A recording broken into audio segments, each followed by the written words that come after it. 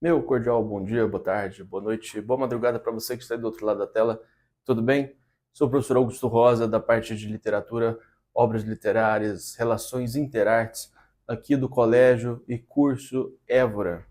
Pessoal, antes de começarmos a falar sobre as obras literárias do Certame PSV 2025 da UFMS, convido vocês a assistir os outros vídeos que nós temos aqui da nossa equipe de professores relativos às outras disciplinas, geografia, história, matemática, física, redação, dentre outras. Então, pode fazer a sua revisão aqui conosco, qualidade excelente da nossa equipe, e convido você também a conhecer os nossos cursos paralelos, às vezes, a depender do seu estado, chamado também de isolada ou específica.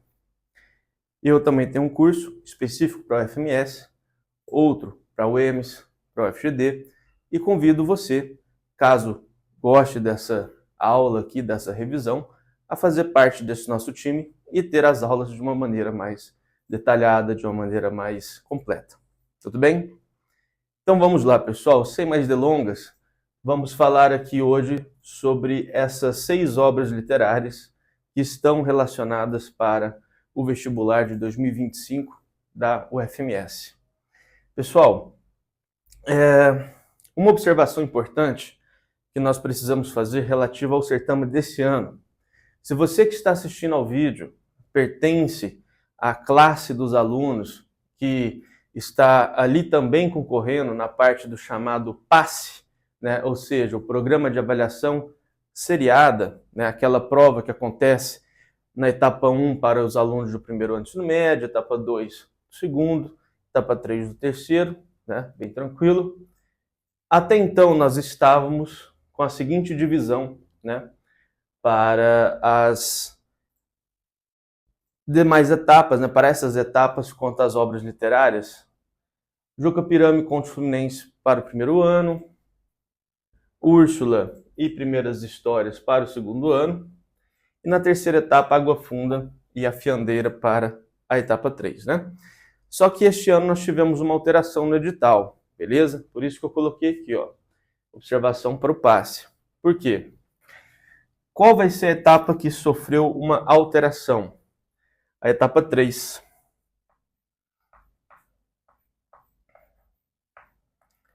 A etapa 3, ou seja, aqueles alunos que estão na terceira série do ensino médio e, porventura, farão essa prova, não são essas obras aqui que vão aparecer na etapa 3, tá? Lá para a etapa 3, nós temos a obra Seminário dos Ratos, uma obra bem grande da Lígia Fagundes Teles, tá? Nós temos ainda lá também Vias do Infinito Ser, um livro de poesia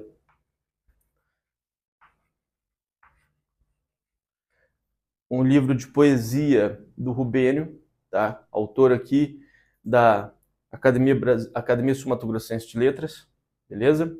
E também Cinzas do Norte. Cinzas do Norte, que é um romance do Milton Atum, beleza? Passa ali na região de Manaus, tá? Esses 3 livros que estão relacionados para a etapa 3 eram livros que já foram cobrados na própria lista de leitura obrigatória da UFMS antes da alteração da lista por completo. No ano passado, por exemplo, essa lista aqui já existia, né? Já havia sido modificada. Houve uma redução do número de obras literárias a serem colocadas como de leitura obrigatória.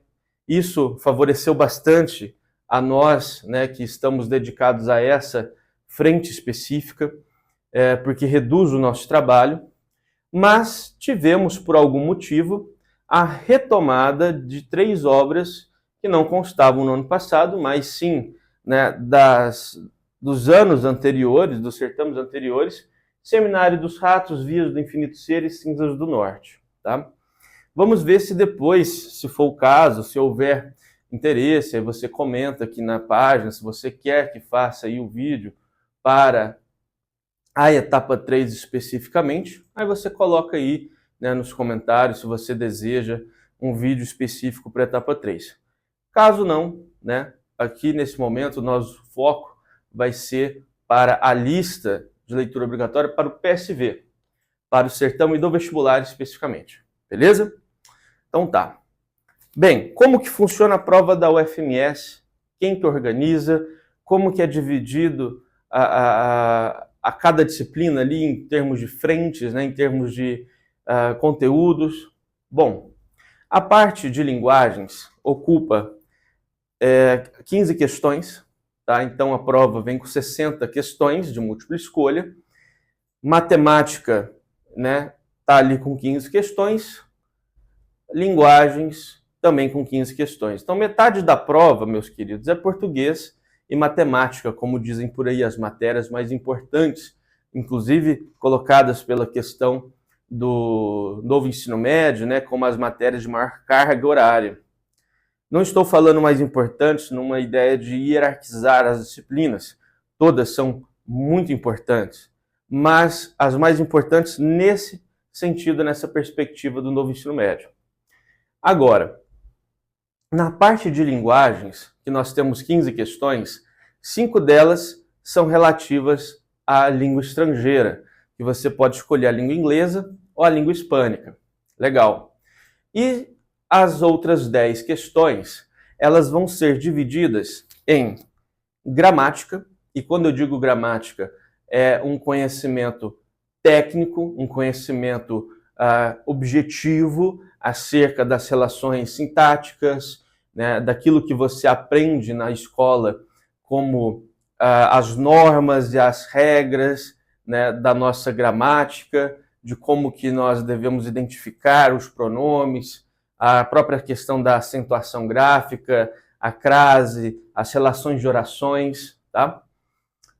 Na parte de interpretação de texto, essa interpretação textual, ela pode ser tanto relacionada a algumas dessas obras aqui que estão atrás, né, os seus nomes, das quais essa aula, né, se propõe a tratar e falar sobre, né, enfim. E nós temos as questões de literatura. As questões de literatura, elas não necessariamente vão seguir um propósito de cobrar o conteúdo específico desses livros. Como assim? Se nós pegarmos as provas anteriores e tentarmos identificar um padrão, ou tentar identificar o que é aquilo que mais apareceu, fica muito difícil da gente estabelecer uma normativa, né? Ou pelo menos assim, ó, é mais comum que se cobre isso ou aquilo da parte de literatura. Por quê? Houve edição em que nós tivemos conhecimentos da historiografia da literatura, né, no sentido de conhecer as características de um determinado período literário, né, colocando poema para ser interpretado de um autor que não estava relacionado na leitura obrigatória, mas que não deixa de estar contemplando o edital, né? O edital, pessoal, da parte de linguagens, códigos e suas tecnologias, ele não fica restrito às obras literárias no que se refere de literatura. Se você abre lá o edital, né, você que é um aluno, acredito, que lê os editais e que é importante fazer a leitura do edital, lá nós vamos ter, por exemplo, a possibilidade de que seja cobrada a literatura de língua portuguesa, não necessariamente aqui do Brasil. Nós podemos ter relações interartísticas. Ah, mas ainda não apareceu. Sim, mas como está previsto no edital, nada impede. O nosso foco aqui está relacionado às obras literárias, por quê? Porque nós observamos que existe uma tendência, pelo menos nas últimas provas, de questões que estão levando mais a sério, levando mais em conta a leitura desses textos, em que a leitura integral desses textos, você conhecer não só a contextualização da obra, mas também o que acontece quando ali tratamos de uma narrativa, ou o que acontece depois, uma trama, personagens, enfim, saber o conteúdo desses textos ajuda bastante, né, você a resolver as questões. Se eu não me engano, na edição passada nós tivemos 6 questões que envolvem a disciplina de literatura diretamente e pelo menos 5 questões ali dessas 6 que nós tínhamos diretamente relacionado com as obras literárias. Lembrem-se de que a prova da UFMS, ela contém pesos, tá? Então, se você é um marinheiro de primeira viagem, está aqui me ouvindo falar e às vezes estava achando que eu só ia falar diretamente das obras, o que eu faço aqui é também te dar uma orientação. Se você busca um curso X, Y ou Z, analisar como é que é feita a distribuição de pontos, né? Aquilo que às vezes até para uma estratégia de prova, para você vai ser mais interessante começar por uma matéria X ou Y devido ao peso que essas disciplinas têm para o curso que você almeja. Tudo bem, senhores? Espero que sim. Então vamos falar sobre essas obras literárias, lembrando que isso daqui é uma revisão, não é um curso, tá? Como outros professores têm, eu também, em que há um detalhamento maior das obras literárias. Aqui é tentar pincelar com vocês, fazer aqui espaços, né, comentários acerca desses textos, tudo bem? Vamos lá. Ijuca Pirama, obra de Gonçalves Dias. Legal. Quando se fala de Gonçalves Dias, não sei vocês, mas me vem à cabeça aquele poema belíssimo, né, que inclusive abre o livro chamado Primeiros Cantos do Gonçalves Dias, chamado Canção do Exílio, né? Minha terra tem palmeiras onde canta o sabiá, as aves que aqui gorjeiam não gorjeiam como lá. Pessoal, essa introdução, né, poética, minha terra tem palmeiras onde canta o sabiá, talvez seja o tipo de verso que todo brasileiro conheça. Pode até não conhecer o resto do poema, mas é quase como versos do hino nacional, que inclusive, mais à frente nesse mesmo poema, nós temos versos que foram utilizados na composição do nosso hino, né? Nossos bosques têm mais vida, nossa vida mais amores, né? Enfim, o Gonçalves Dias, ele é um escritor que representa para nós um poeta maior da primeira geração do romantismo brasileiro. E isso é interessante da gente se lembrar, né? Gonçalves Dias, ele está relacionado para nós, numa historiografia da literatura brasileira, como o poeta maior da chamada primeira geração do romantismo, tá? Daquela escola literária chamada romantismo.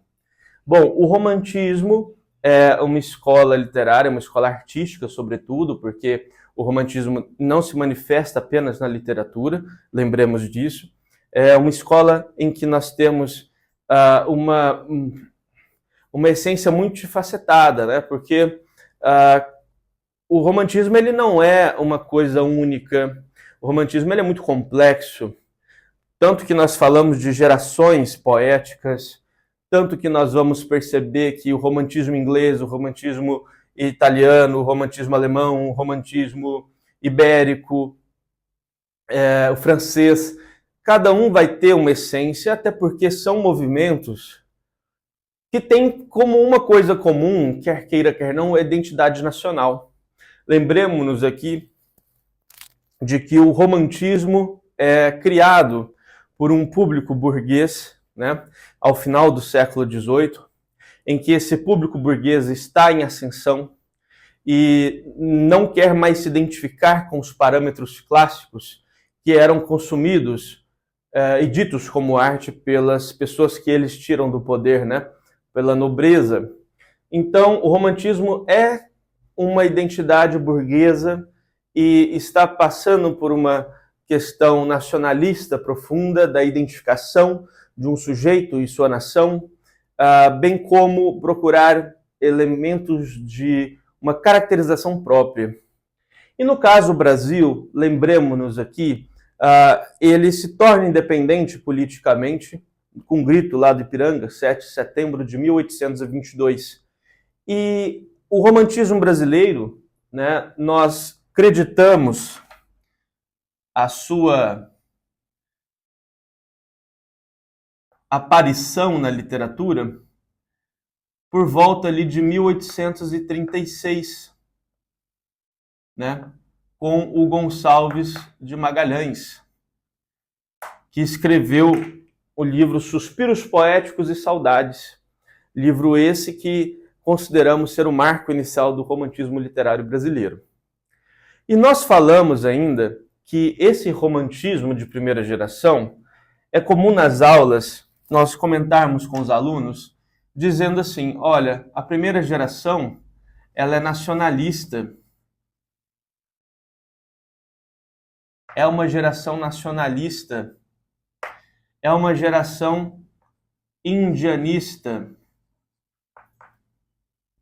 Esse binômio, né, nacionalista-indianista, aparece com frequência nas apostilas, nos manuais de literatura, né? E o Gonçalves Dias, ele foi um poeta que conseguiu representar muito bem essa essência da primeira geração nos seus textos, mais que o próprio Gonçalves Magalhães. Gonçalves Dias, ele trabalhou sobretudo com cantos, tá? Então, quando se fala do Gonçalves Dias, a gente tem que falar de cantos. Ah, professor, mas o que isso tem a ver com Juca Pirama? Bem,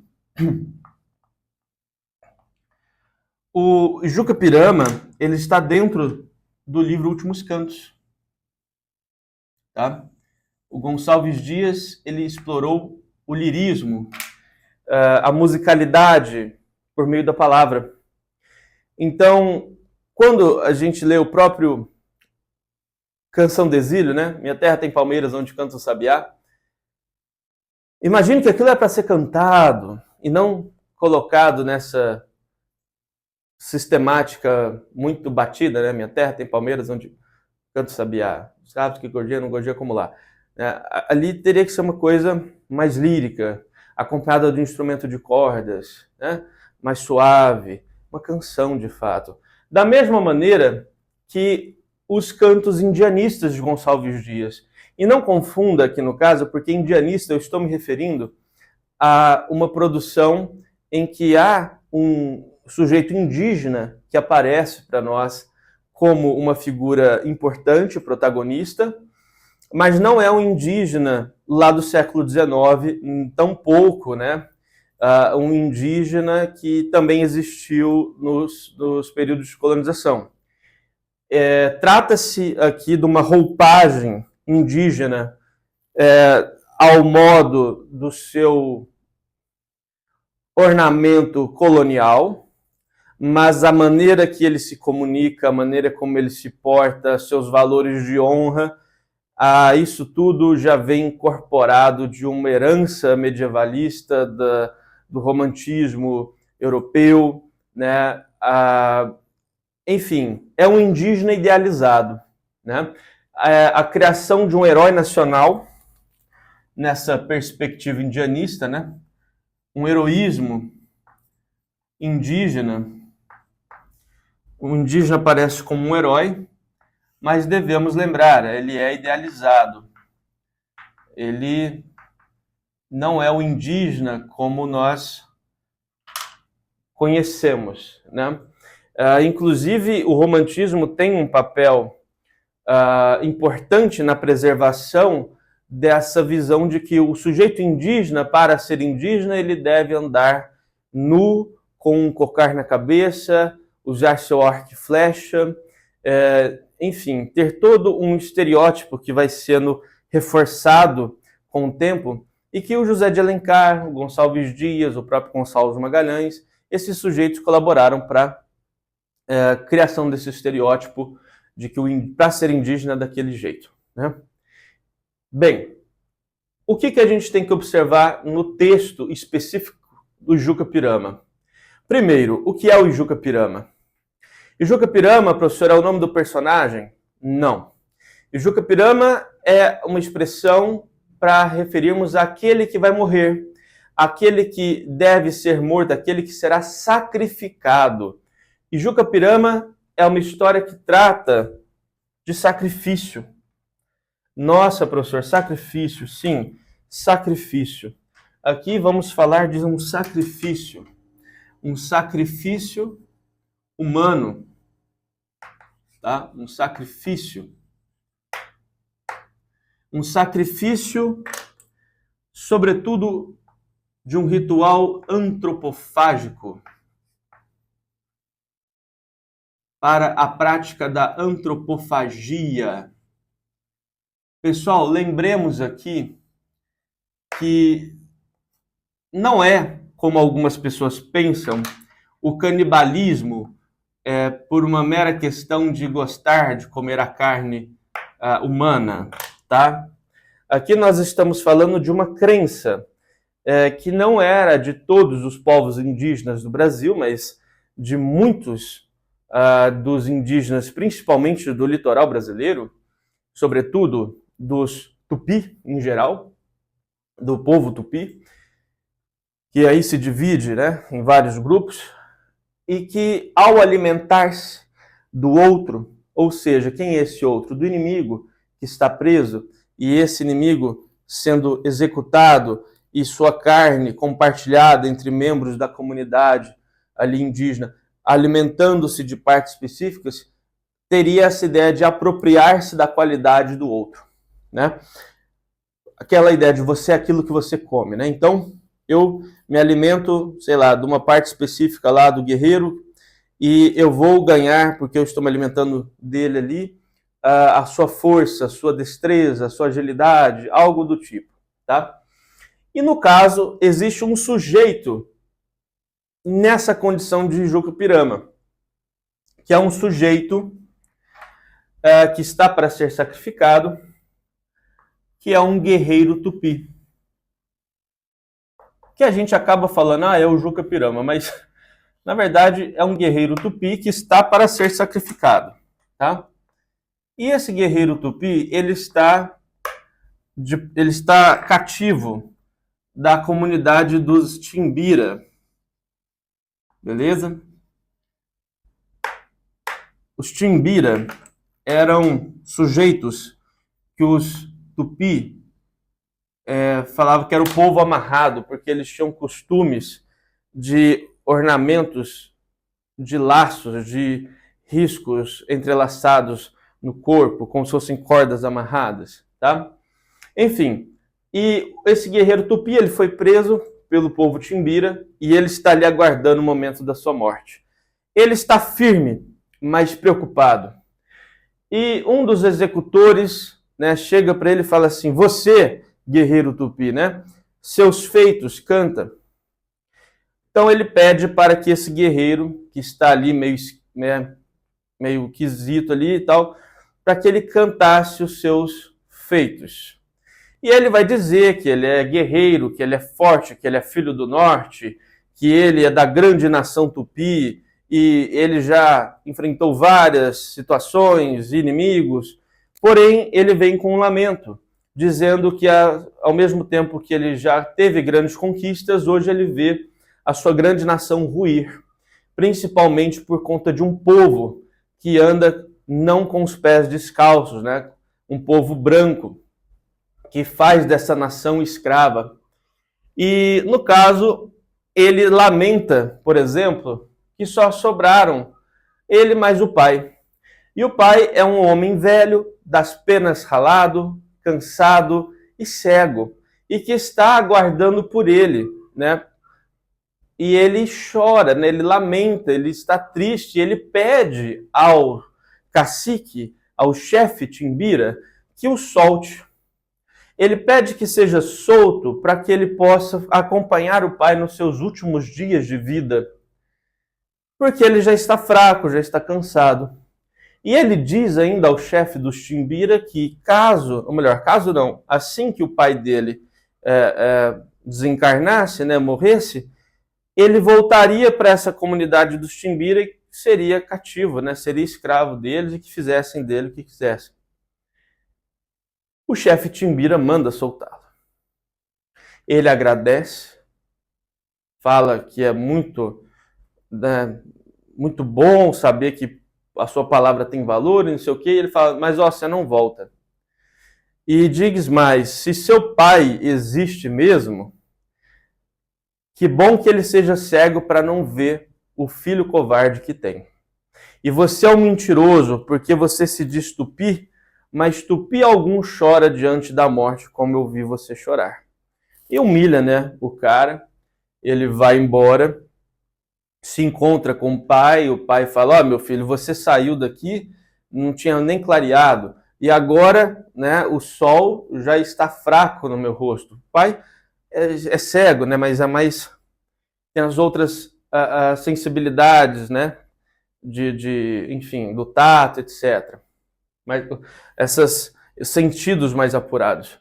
E ele vai falar para o pai, falar, pai, eu trouxe aqui comida, eu me perdi no caminho e tudo mais. Não conta para o pai, né, o que aconteceu. E fala, coma que nós temos que ir embora. E o pai vai falar, não.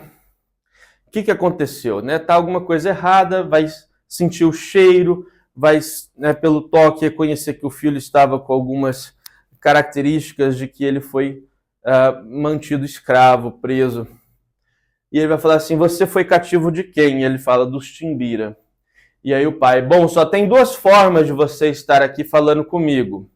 Ou você conseguiu desatar a mussurana, né, falsa, né, as cordas falsas dos Timbiras lá, e desceu o cacete na galera, não com essas palavras, né? Ou você é um fantasma e meu filho morreu, né? Você é um fantasma que está aqui falando comigo. E aí o filho fala, não, nem uma coisa nem outra, mas eu contei que meu pai estava cansado, velho, cego, precisava de mim, e me deixaram vir. Ele conta uma mentira. O pai não acredita e fala, então vamos lá. Quando ele chega, né, o velho pai desse guerreiro pega e diz, olha, eu nunca vi tamanha cortesia, nem mesmo entre os tupi, mas o meu filho, já que foi um cativo de vocês, prisioneiro, ele deve manter a honra de um grande guerreiro tupi e deve, né, ser sacrificado. Podem ferver o cauim, o ritual deve continuar. E eu aposto que, dada a cortesia dos senhores, algum jovem guerreiro aí pode me acompanhar até o dia de morte e me servir de guia. E o chefe dos Timbira pega e fala, né, o seu filho é mesmo mentiroso. Ele chorou, ele fez isso, aquilo, e o pai, obviamente, vai ficar muito chateado, vai ficar muito sensibilizado, vai se sentir humilhado e vai renegar o filho, vai falar assim, olha, você não é meu filho coisa alguma, né? Meu filho nunca faria isso, pois choraste, covarde, meu filho não és, né? E quando ele já está dando as costas para o filho, ele escuta o brado guerreiro desse tupi, né, que é o seu filho, dando o cacete na galera ali. Até o ponto do chefe do Timbira falar, basta, assaz lutaste, provaste que é um grande guerreiro, né? Olha só a língua, né, que se fala ali. Dizendo, ó, você provou que é um cara foda, que você é um guerreiro, né? Pedra 90, beleza. Só que guarde a sua energia, porque é preciso mantê-la para poder continuar o ritual. Ou seja, o que a gente vai entender disso? Ó, beleza, você já provou que é um grande guerreiro. Seu pai te trouxe aqui para você voltar para ser classificado. Beleza, a gente já entendeu. Guarde a sua energia, porque para o ritual continuar, você ainda tem que ter energia, né? Então, antes, né, da continuidade do ritual, o pai abraça o filho, chora e fala aos Timbira, olha, essas lágrimas aqui que caem dos meus olhos não são de fraqueza, são lágrimas de orgulho, de reconhecer o filho, né, e tudo mais. Há uma reconciliação do pai e filho, mas o ritual continua, né? E o último canto deste texto vai ser um Timbira mais velho dizendo para os Timbira mais novos, né, dando seu testemunho dessa história aí que aconteceu. Tudo bem? Essa é a história do Juca Pirama. É um texto curto, tá? É uma narrativa poética, tá? A gente tem aqui uma narrativa em forma de um poema. Isso é uma epopeia, ainda que seja muito curta, né, a sua estrutura. Temos uma variação métrica de canto para canto.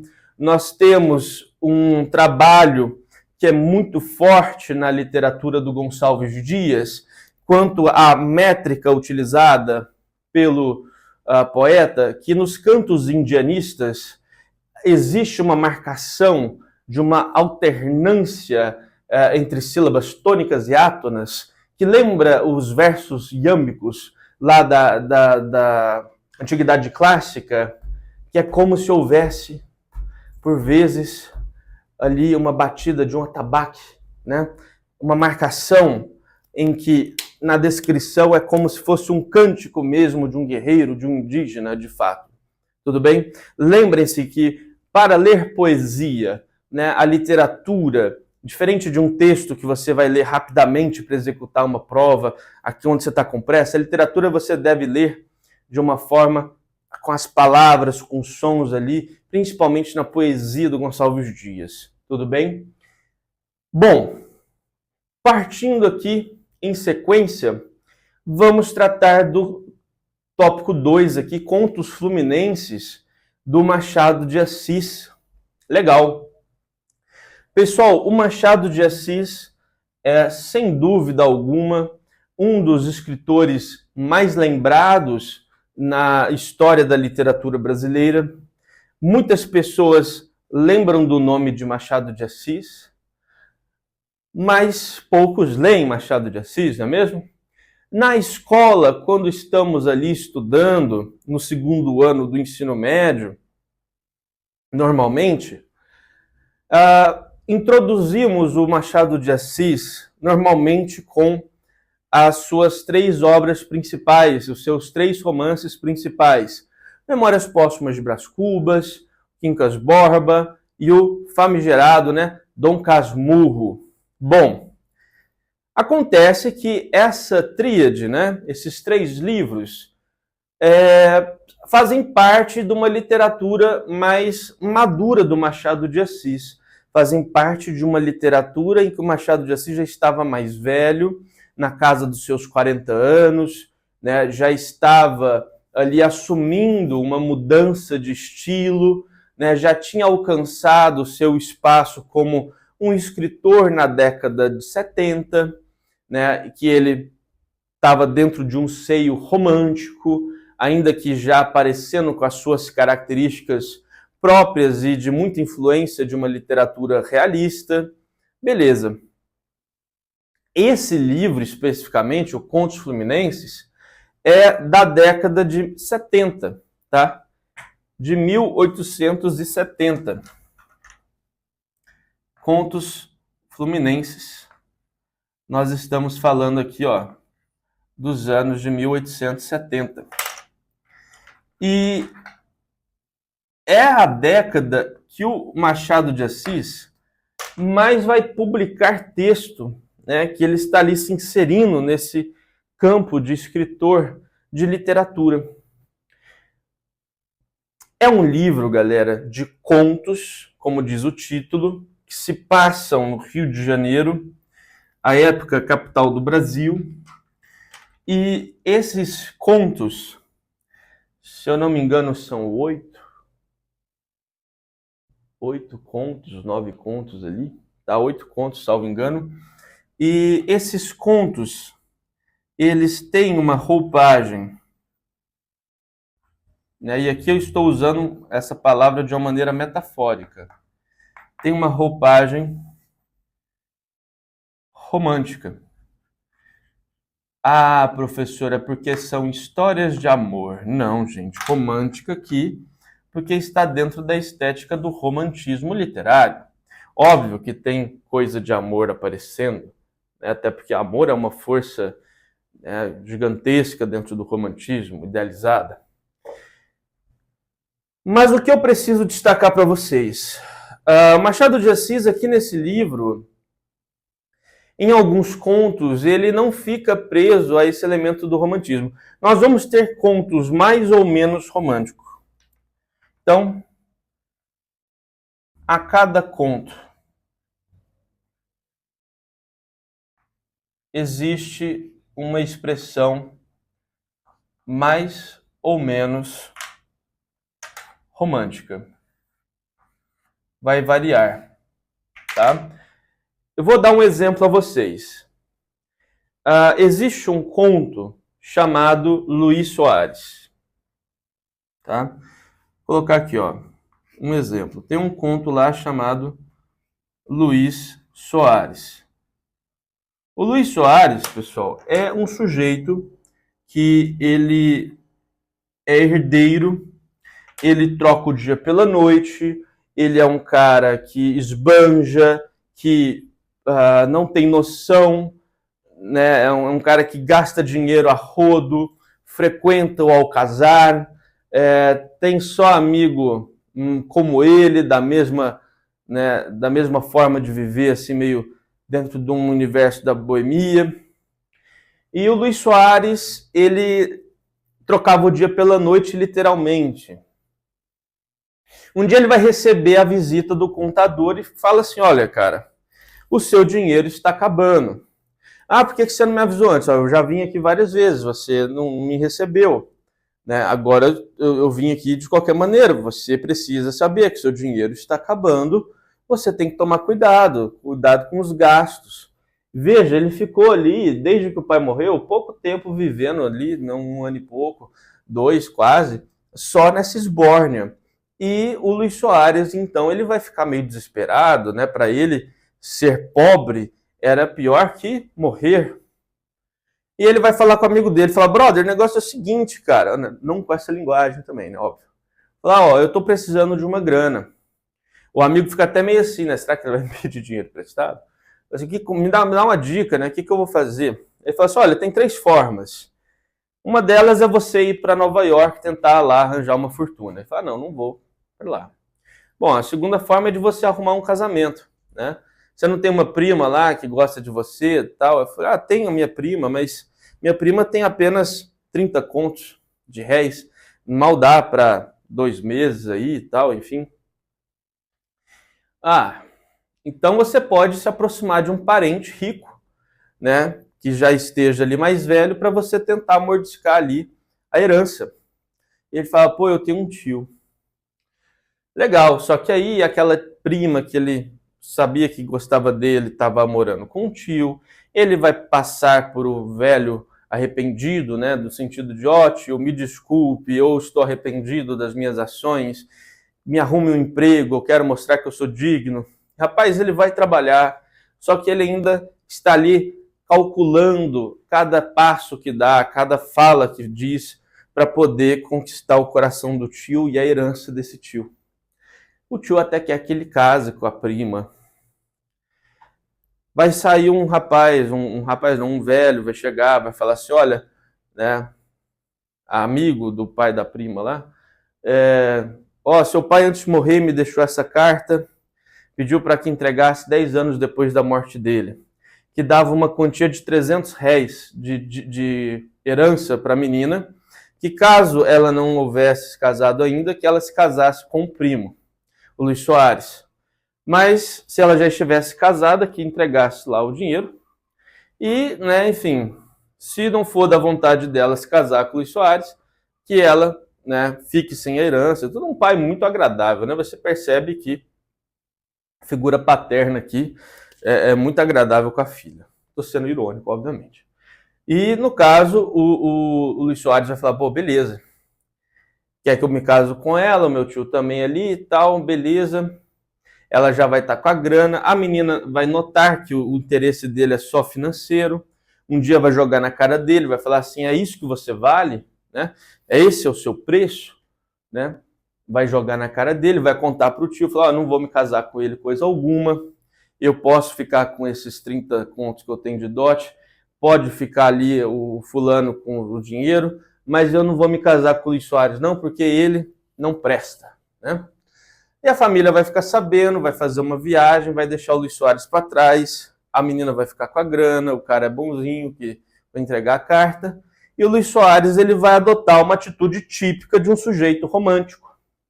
Qual é a atitude típica de um sujeito romântico quando está desesperado, quando não encontra outra saída, quando não vê uma luz no fim do túnel, ou parece ser distante demais e não sente ter forças para alcançá-la? O suicídio. O romantismo idealiza também a morte.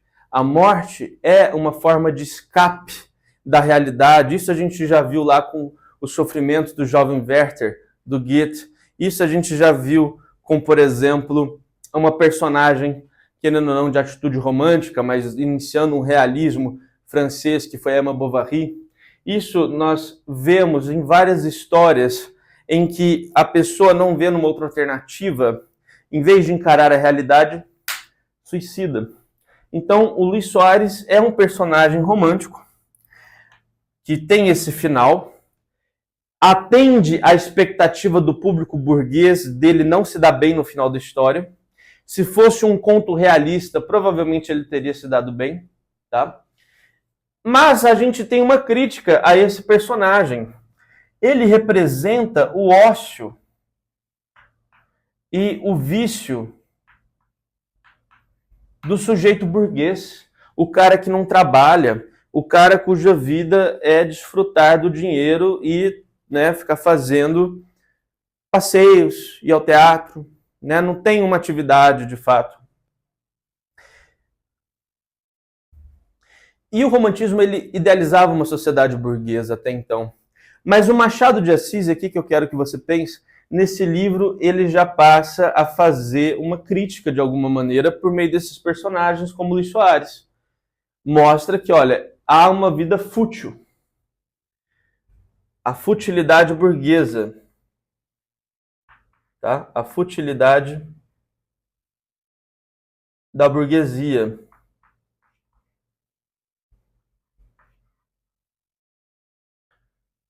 Mas existem outros contos, como por exemplo, o Frei Simão, que inclusive é praticamente uma cópia do Seminarista, do Bernardo Guimarães. O Frei Simão é uma história bastante romântica, de um amor proibido,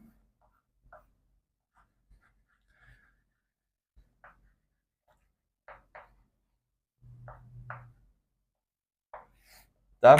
De um amor proibido, mandar o menino para o seminário para poder esquecer da menina, né? E aí o menino vai ter que fazer um voto de castidade, ou seja, mesmo que depois descubra que a menina, né, não se casou, não morreu, não adianta mais porque ele já está ordenado, enfim. Temos essas histórias assim também.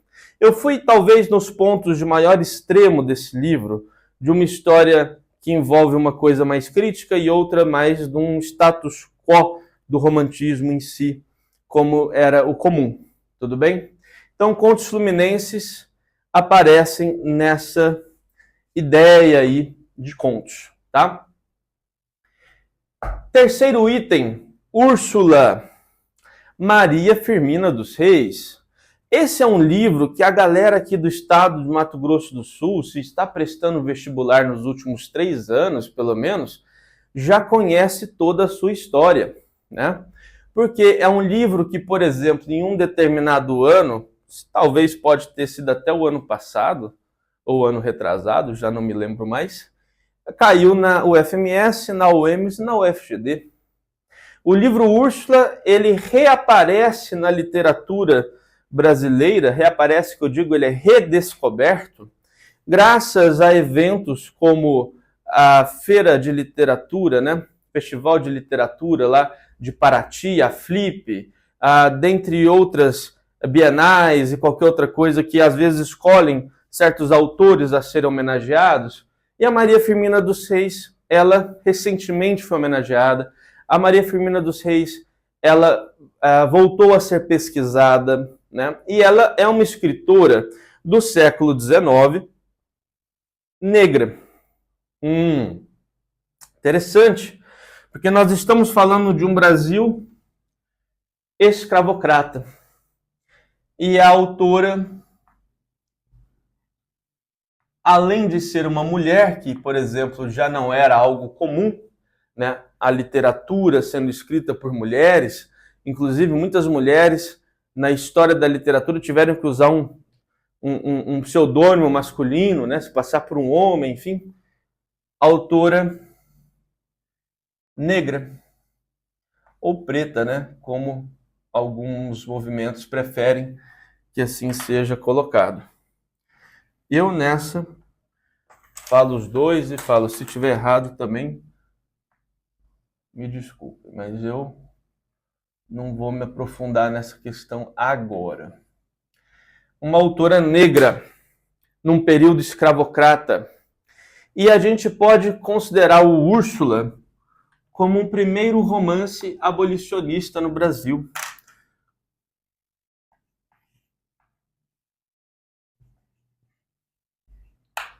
Primeiro romance abolicionista no nosso país.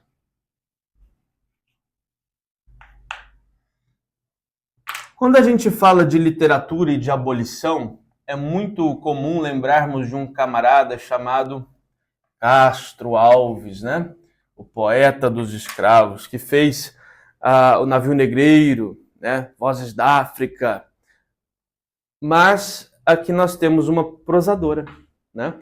Uma escritora em prosa, fazendo um romance, que não é o objetivo central do livro tratar sobre a abolição, mas esse tema é abordado de maneira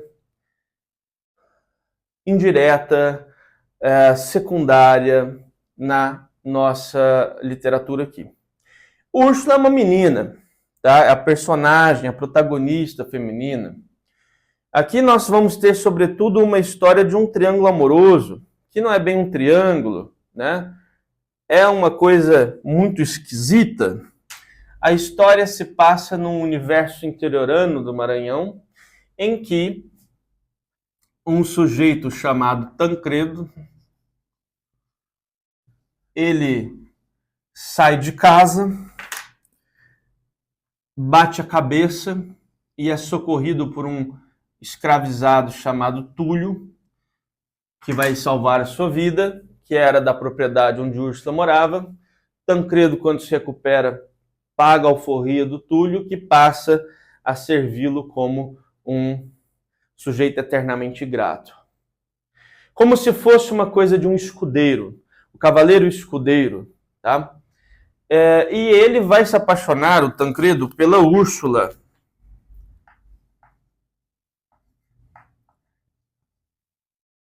que é filha de Luísa B.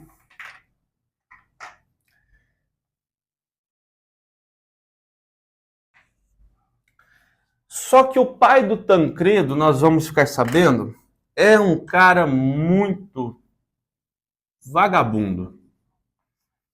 O pai de Tancredo... Ai, meu Deus, agora eu não estou lembrando o nome do cara. Daqui a pouco eu me lembro. O pai dele já havia, por exemplo, roubado a noiva do Tancredo, Adelaide, que era para ser a mulher do Tancredo. O pai toma a mulher do filho. E nós vamos descobrir que o pai do Tancredo, ele matou, foi responsável pela morte do pai da Úrsula, e que o pai do Tancredo é tio da Úrsula, irmão da mãe de Úrsula. Ele vai cortar Adelaide do caminho dele para tentar ficar com a Úrsula, que era para ser também a mulher do filho, né? Então, Tancredo e Úrsula são primos. E é interessante, cara, que esse livro, ele traz uma abordagem de uma influência gótica. A gente pode falar que esse livro tem características góticas.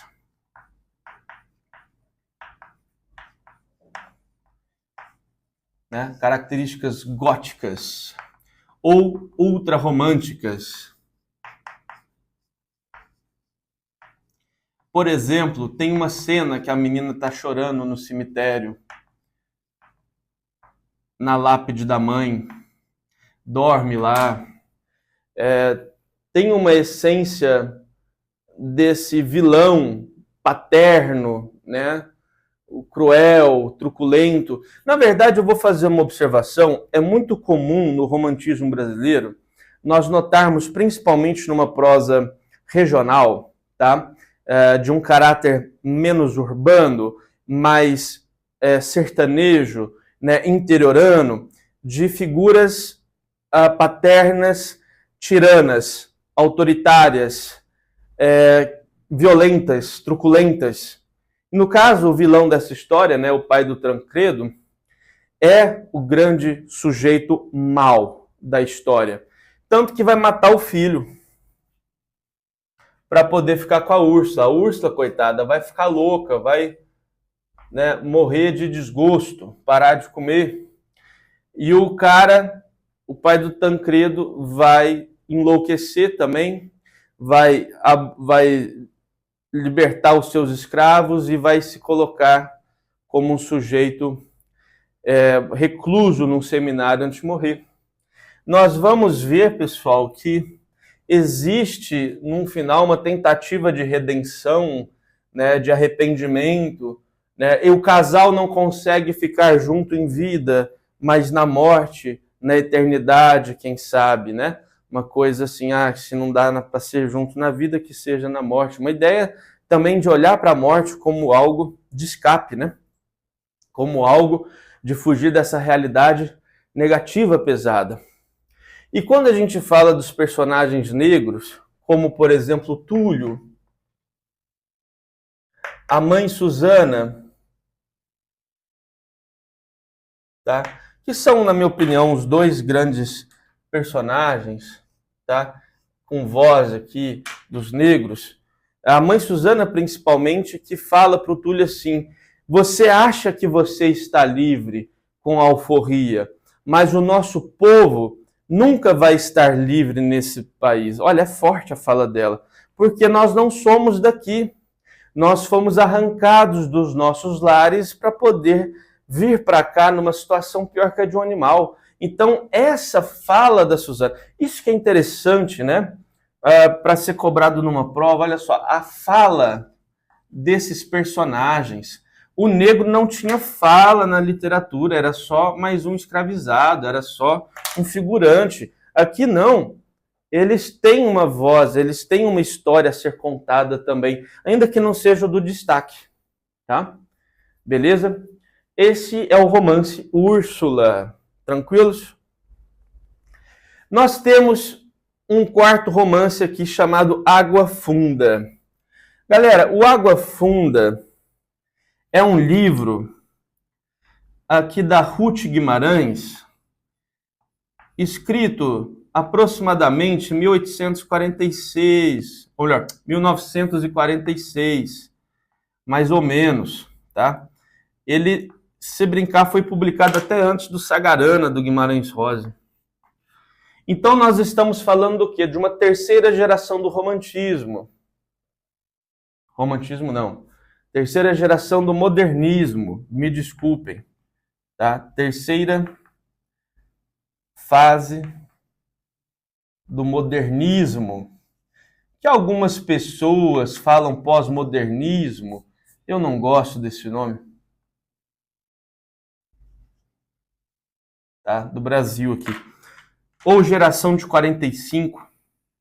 Normalmente, a literatura de caráter regional, de caráter sertanejo, dessa geração, aparece muito com Guimarães Rosa.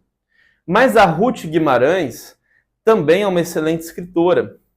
Ela escreve Água Funda, é só para contar para vocês que existe uma coisa interessante entre esses dois livros, essas duas autoras. Ruth Guimarães também é uma autora negra. Também é uma autora negra, tá? Inclusive, a Ruth Guimarães, ela foi, digamos, discípula do Mário de Andrade, trabalhou com o Mário de Andrade, pesquisando sobre o folclore nacional, sobre os costumes da cultura brasileira, tá? Então, isso é importante até para a gente entender um pouco dessa narrativa construída no Água Funda, tá? Água Funda, pessoal, é uma história em que nós vamos lidar com uma população que está ali na região de Minas Gerais, na região ali da Serra da Mantiqueira, tá? Então é uma história que se passa no universo sertanejo, um universo sertanejo, regional, interiorano, tá? Interiorano. E a história dessa fazenda, dessa comunidade, tá? Passa desde aqui da narrativa, e o narrador, pessoal, é um narrador que ele está falando conosco, ele está nos contando a história, como se ele fosse ali um morador ali também, sabe? Um cara que está nos apresentando a cidade, conversando ali com a gente. E tem esse elemento da pessoalidade, né? De alguns elementos de oralidade, mas não é uma coisa forçada, tá? E vai contar ali sobre alguns personagens, sobre a família, sobre uma espécie de maldição que havia sobre essa família, sobre as mulheres, as detentoras da posse da fazenda, o golpe que a Sinhá levou, né, de um sujeito que era um filho de um fazendeiro da outra propriedade vizinha ali. Enfim, nós vamos ter uma espécie de maldição a mulheres ligadas a essa família proprietária da fazenda. É assim, sempre algo numa perspectiva assim deduzida, né? E nós temos uma figura lendária que é a Mãe Douro, que é uma figura mística, mítica, lendária, folclórica, né? Igual a gente tem a Yara, igual nós temos, né, esses seres fantásticos que aparecem como uma bola de luz, uma bola de fogo, uma iluminação forte, e que o protagonista dessa história vai ser amaldiçoado, vai ser seduzido por essa Mãe Douro, vai ficar perturbado da cabeça e vai segui-la. Pode ser que tenha essa história, de fato, num âmbito folclórico, né? De que a pessoa fica meio perturbada e vai atrás dessa Mãe Douro e some. Ou pode ser que o cara realmente, depois que ele bateu a cabeça no lugar, ele ficou meio desmiolado e põe-se a responsabilidade desses atos, ou que ele, sei lá, passou a manifestar um transtorno mental e põe-se a culpa desses seus atos, que eram meio inexplicáveis, na figura folclórica Mãe Douro, tá? Que já se trata aqui do núcleo de Joca e Curiango. Curiango, inclusive, nessa ideia que eu coloco aqui de uma espécie de maldição sobre as mulheres da família, é porque a Curiango, ela é do mesmo sangue das primeiras proprietárias dessa terra. E não vai ter muita sorte com o Joca, porque o Joca vai ficar perturbado da cabeça, né? Vai ser um sujeito que começa tendo certas atitudes estranhas, acordando em lugar esquisito, até o ponto que ele vai largar, vai abandonar sua casa e vai atrás dessa Mãe Douro, dessa figura mística, tá?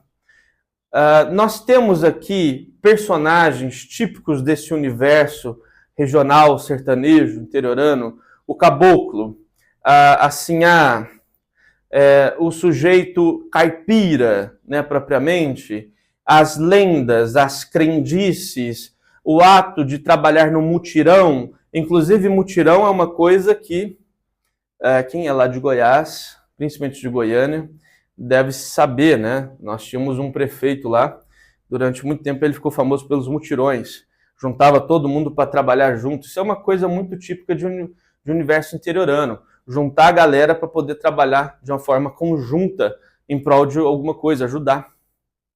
E foi num mutirão desses que o Joca viu o Curiango pela primeira vez e se apaixonou, tá? Então essas atitudes, esses hábitos, esses costumes, tá, aparecem para nós nessa narrativa, beleza? Primeiras Histórias, livro do João Guimarães Rosa, nosso tio Rosa, queridíssimo, né? Esse livro aqui se chama Primeiras Histórias porque é a primeira publicação de contos do Guimarães Rosa, porque é a história de short story, né, ficções, histórias contadas, causos, short stories, como eu disse do inglês, são os contos de Guimarães Rosa, os primeiros a serem publicados em livro, primeiras histórias. E esses contos, tem gente que fala assim, mas no Sagarana, né, nós tínhamos contos, um conto gigantesco, né? Tá mais para uma novela, que eu prefiro chamar até de Sagarana, cada uma daquelas histórias, Sagaranas, né? Mas não é o assunto da aula de hoje, a gente não vai falar de Sagarana. Mas olha lá, nós temos contos em primeiras histórias, são muitos contos, tá? Muitos contos, sei lá, 21, 22 contos no total. O primeiro conto e o último, eles têm uma espécie de elo, parece ser o mesmo personagem, né? O menino que vai lá para a cidade grande onde estava sendo construída, provavelmente uma referência a Brasília, né? E que ele está passando no início, na transição de uma infância, daquela infância ainda meio boba, do menino andar com o bonequinho no bolso, sabe? Aquela coisa ainda muito imatura, para poder ir se transformando já numa criança um pouco mais madura e depois para lidar com o elemento da morte, né? Passagens, momentos de transição desse menino. São histórias, cara, diversas aqui. Nós temos histórias fantásticas, como a história da terceira margem do rio, o pai que de repente manda fazer uma canoa e vai parar no meio do rio, não é nem num ponto nem no extremo do outro, é no meio do rio. E aí ele era visto, revisto, mas ninguém conseguia conversar com ele, ninguém conseguia falar com ele, ninguém conseguia chegar próximo dele. Ele vira o velho do rio, né? Inclusive o velho do rio foi inspirado nessa história, tá? Benedito Rui Barbosa inspira-se no velho do rio com essa história do Guimarães Rosa. E aqui nós temos essa figura de um entrelugar, de uma transição do mundo espiritual, do mundo presencial, o filho mesmo que narra a história, que nos diz que, já mais velho, chega à beira do rio e fala, pai, venha, chegou a hora de eu te substituir, de eu entrar na canoa também, né, assumir o seu lugar. Quando ele vê que o pai está chegando e se aproximando, ele fica com medo e vaza, né? E uma coisa interessante de colocar aqui nas primeiras histórias é que o Guimarães Rosa ele vai ter uma técnica narrativa de normalmente quebrar as expectativas, tá? Os desfechos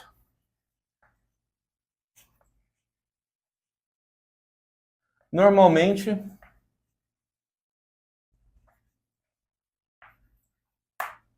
quebram expectativas. Como assim, professor? Existe um conto aqui, que é um conto que eu gosto bastante também. Na verdade, eu sou muito suspeito de falar do Guimarães Rosa. Tem um conto aqui chamado Famigerado.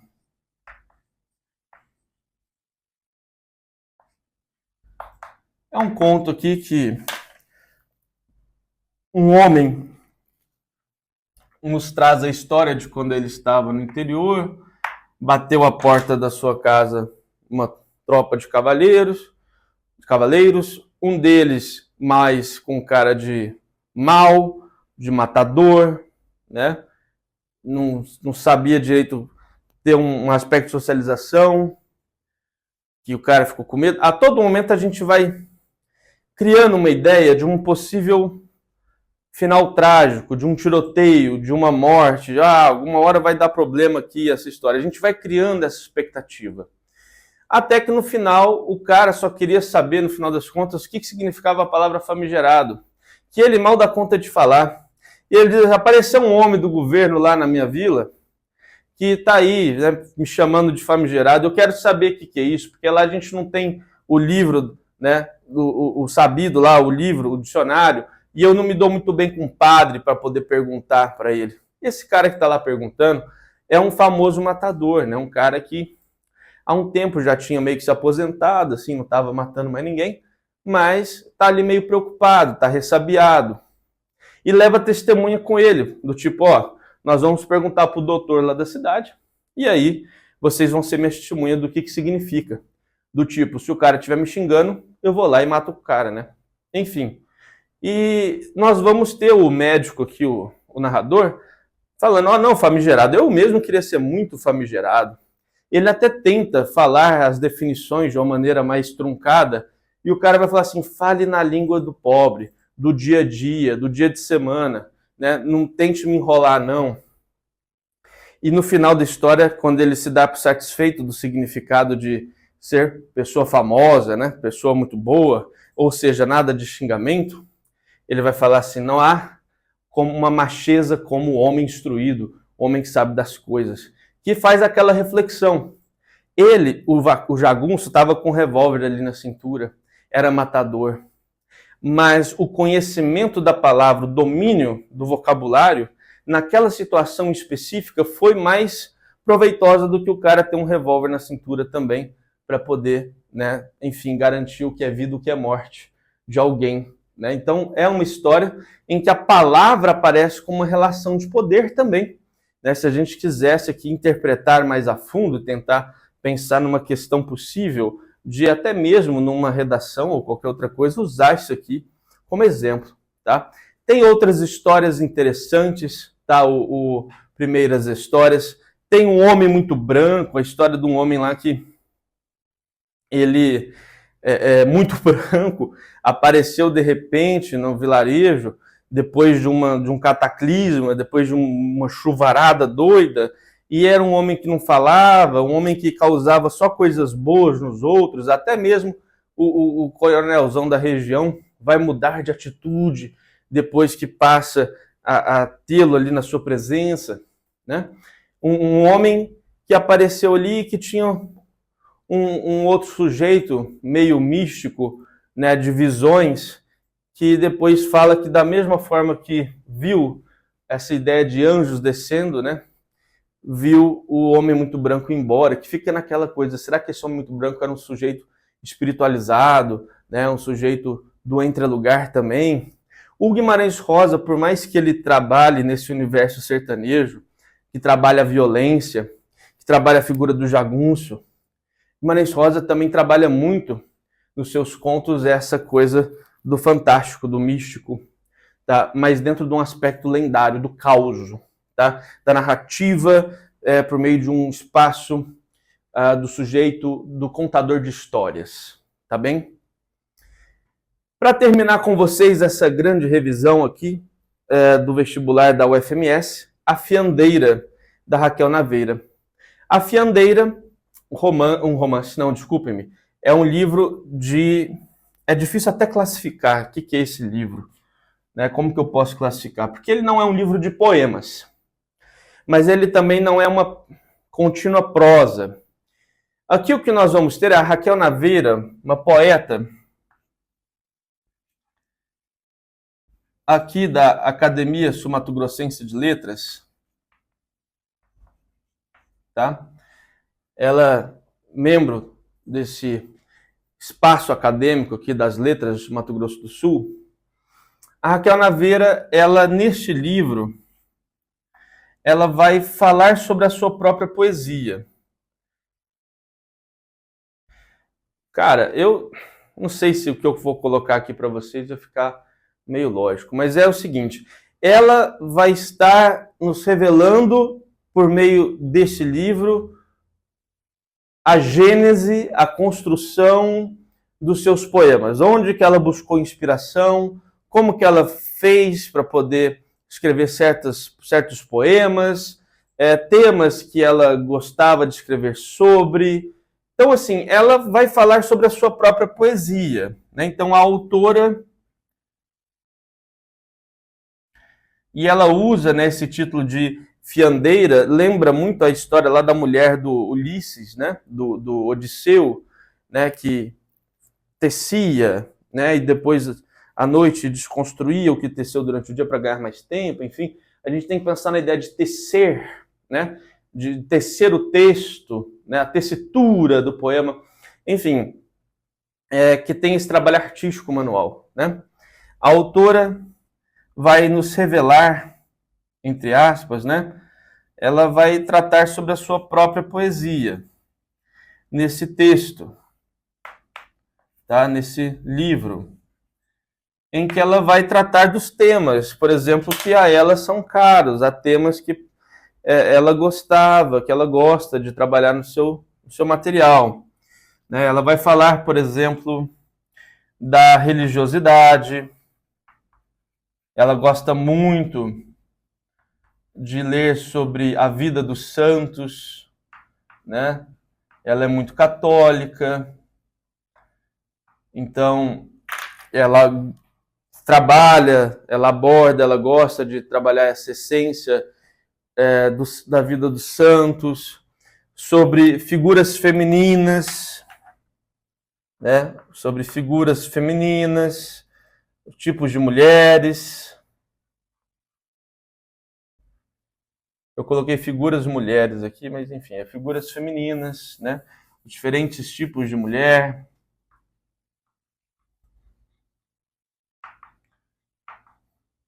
A força da mulher. Espaços aqui do Mato Grosso do Sul, né? A própria cidade de Campo Grande, sobre o relógio da 14, sobre a fonte lá da praça, enfim.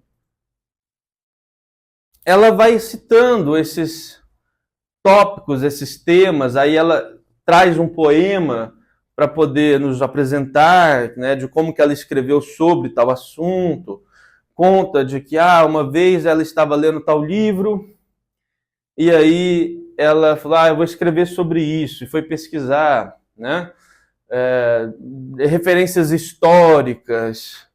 Então ela meio que revela para nós nesse livro, A Fiandeira, a sua estratégia de composição, a maneira como ela se projeta e se coloca para praticar a escrita poética, no caso da sua vida, né? Até então, esse livro aí, se não me engano, ele originalmente foi publicado, se eu não me engano, na década de 90, e aí teve essa reedição desde que entrou para o vestibular da UFMS, tá?